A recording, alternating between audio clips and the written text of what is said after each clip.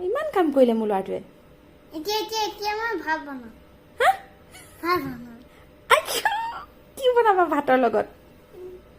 ভাত কেনেকে বনাবা কৈ দিয়াচোন প্ৰেছাৰত প্ৰেছাৰত ভেৰি গুড কি দিবা তাত নিমখ আৰু পানী নিমখ আৰু পানী দি ভাত হৈ যাব নি